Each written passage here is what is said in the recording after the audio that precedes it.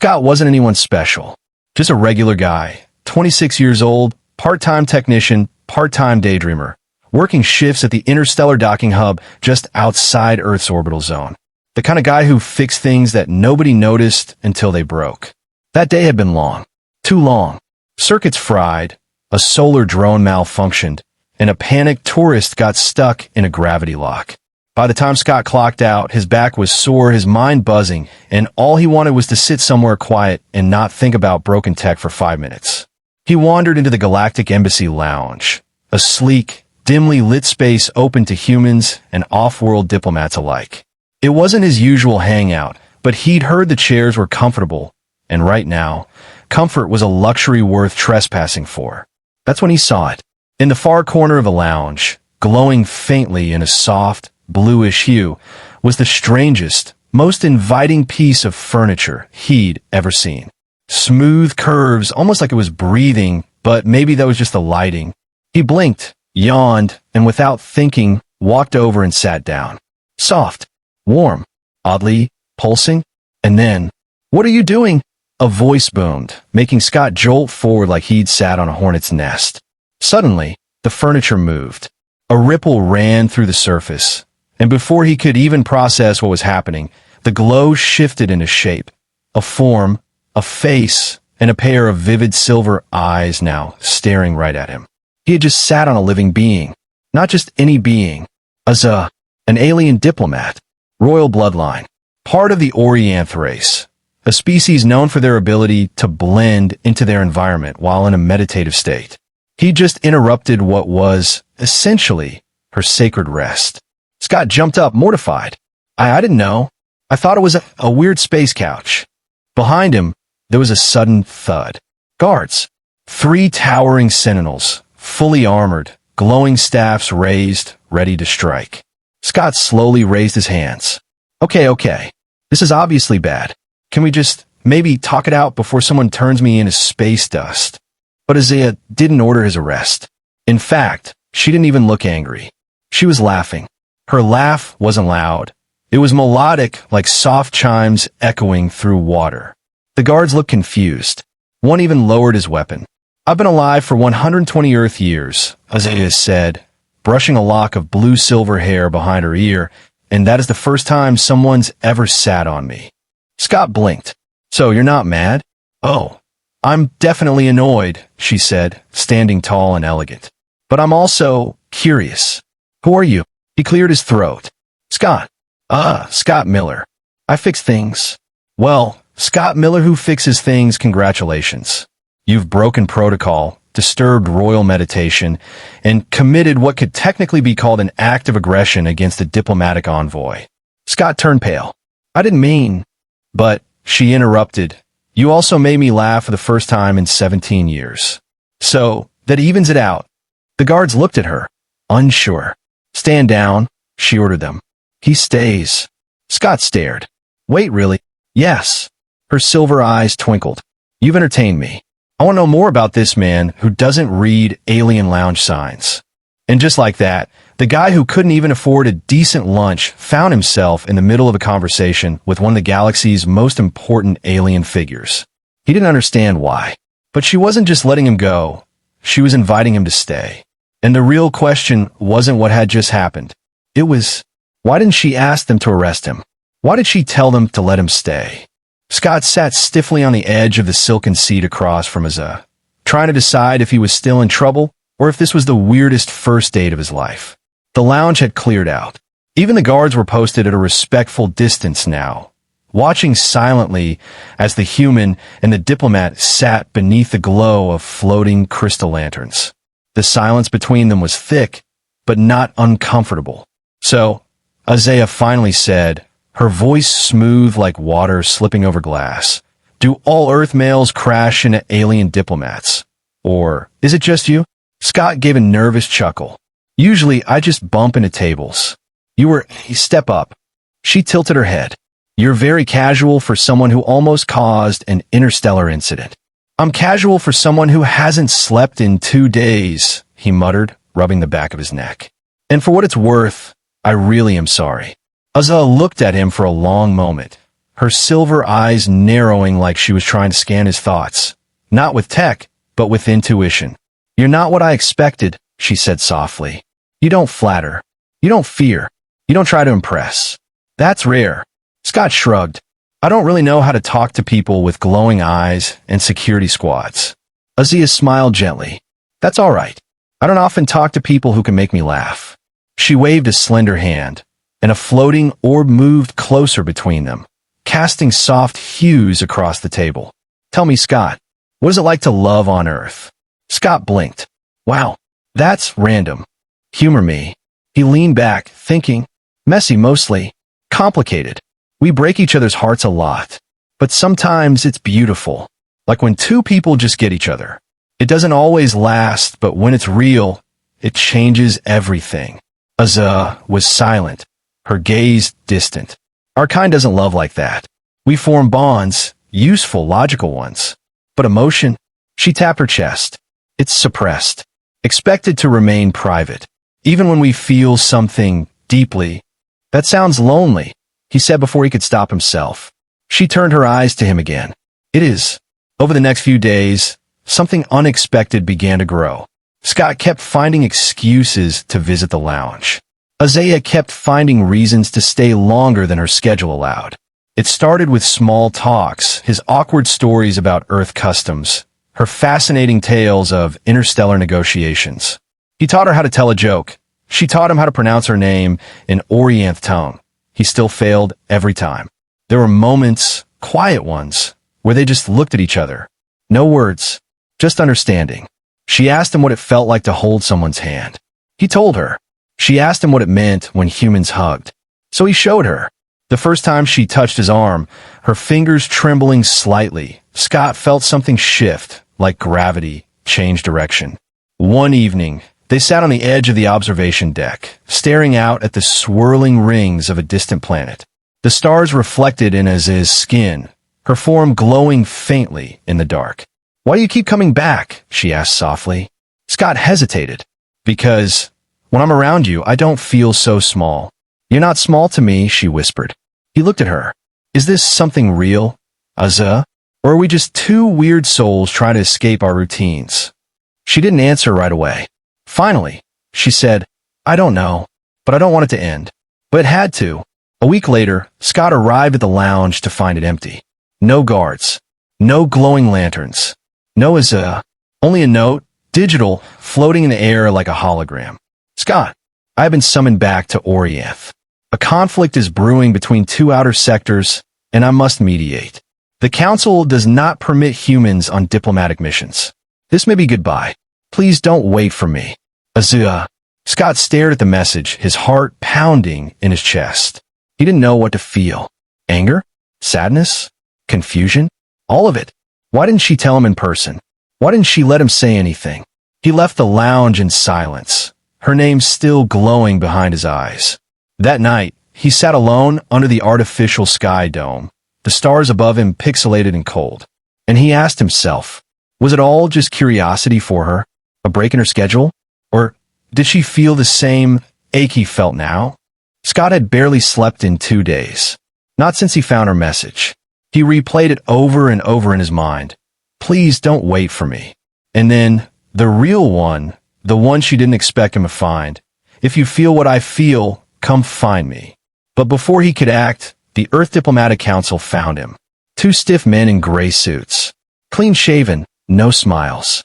The kind of people who didn't even blink when delivering bad news. You've had contact with the Orienth Diplomatas, one of them said. Scott kept his voice steady. Yes, she's gone. Correct. And that is where this ends.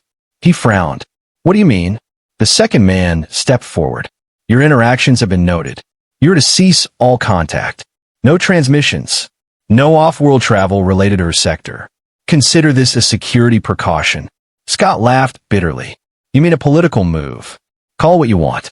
But trust us, relationships like this, between a human technician and a royal envoy, is not good for stability. Scott stood, anger simmering in his chest. You're afraid of what it looks like. We're concerned with what it could cause, the man replied. Now be smart. Let her go. They left him with a warning, One more step toward her, and he'd lose his space access card, his only way off Earth. Later that night, Scott stood at Dock Bay 9. Through the glass window, he saw her ship, sleek, silver, and shaped like a rising wave, ready to launch. She stood at the boarding ramp, her silhouette glowing faintly under the shuttle's soft lights. Even from this far, he could tell she was scanning the crowd, searching, waiting. He could have run to her, but he didn't. Flashback, hours earlier. She had met him in a quiet corridor just past curfew. She wore a silver cloak that shimmered like water, hiding her features from passersby. "You found the message," she said. Not a question, a certainty. He nodded, his throat tight. "You knew I would. I hope." Her voice trembled just slightly. They stood facing each other in the silence that only two people afraid to say too much could create. "You didn't have to leave like that," he finally said. "I did," she whispered. "If I'd stayed longer, I would have asked you to come with me. And I couldn't risk what that would cost you." He looked at her, pain building in his chest. "You think I care about cost? You should." He took a step closer. "I don't care about Earth, or the Council. I care about you." "You think that now," she said, eyes glistening. "But if you follow me, Scott, you won't be able to come back. Ever. Not as the man you are now. That my choice." "No," she said, her voice cracking. "It's mine too. And I won't be the reason you lose your life for a maybe." "A maybe?" She looked away. He felt the words spill out before he could stop them. "You're not saying how you really feel. And you are."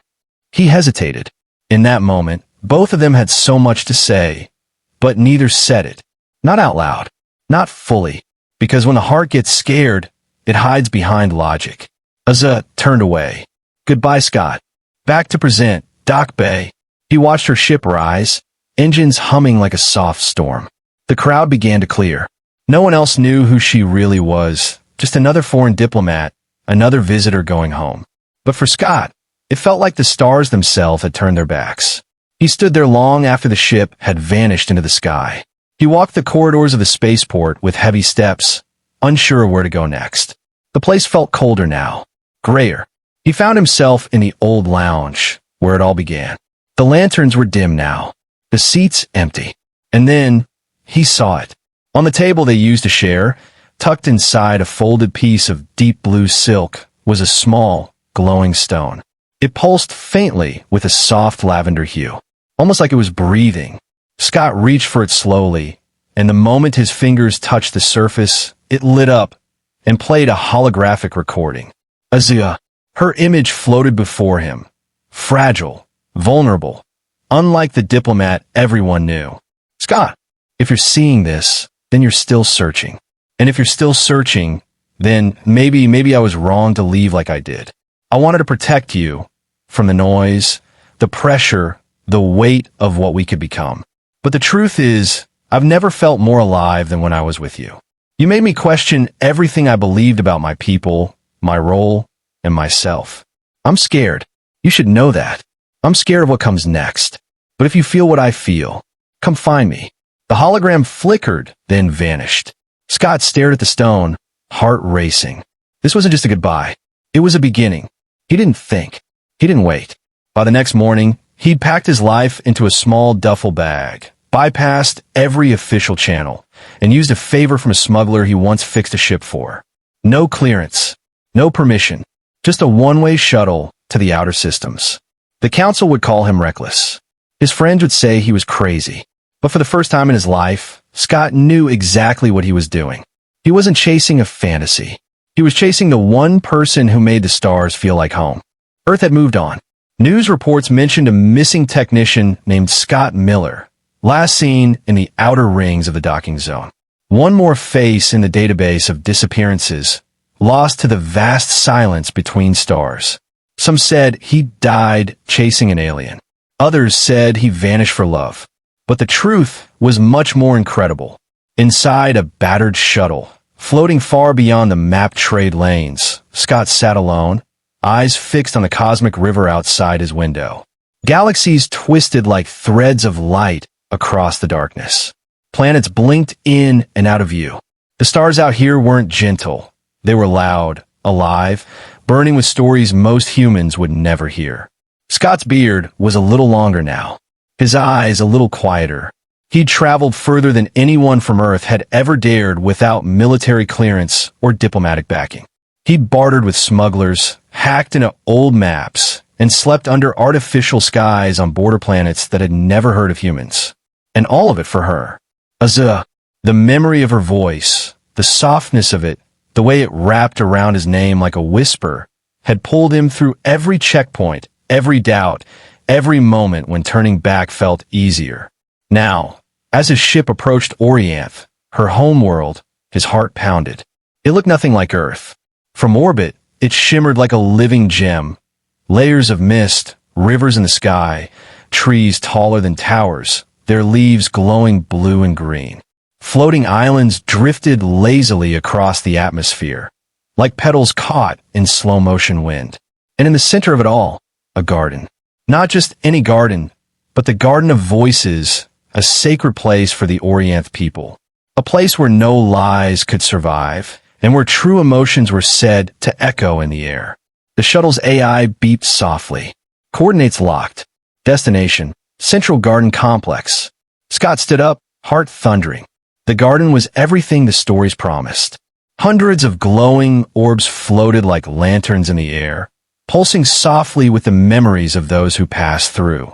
Flowers opened with sound instead of scent. The ground shimmered underfoot, like it was remembering every step. And there, beneath a spiraling tree with silver leaves, Azil walked alone. She wore no royal robes now, just a flowing garment of pale silk that caught the light. Her hair was longer, loosely tied. Her posture, still regal, but softer, quieter. She reached out, brushing her fingers against one of the orbs, and it lit up, releasing a gentle sound. A memory? A song? She closed her eyes, letting it wash over her. Then, she felt it. A shift. A presence. Slowly, she turned. Her breath caught. He stood there. Real. Not a dream. Not a memory. Scott. Dust on his boots. A travel bag slung over one shoulder. Eyes tired but filled with something so bright it almost hurt. He didn't say a word. And neither did she. Because some reunions didn't need words. She crossed the garden slowly, almost afraid the moment would break. But it didn't. It held, solid and glowing like the orbs around them. When she reached him, she stopped just inches away. For a second, neither of them moved. Then he took her hand, the same way he had during those quiet nights back on the space station. But now it meant everything. I used to think love was about saying the right things, being in the right place with the right kind of person. But the universe doesn't work like that. Sometimes you sit in the wrong place, and it becomes the beginning of everything right. The camera pulls back slowly. The garden glows brighter now, responding to their presence. The orbs hum in harmony. Two figures, human and alien, standing hand in hand beneath a sky that knows no borders. And somewhere, far beyond the stars, the Earth spins on, never knowing what it lost. But out here, in this strange, beautiful place, two hearts found each other. Not just across distance, but across species, across fear, across everything. Fade to black.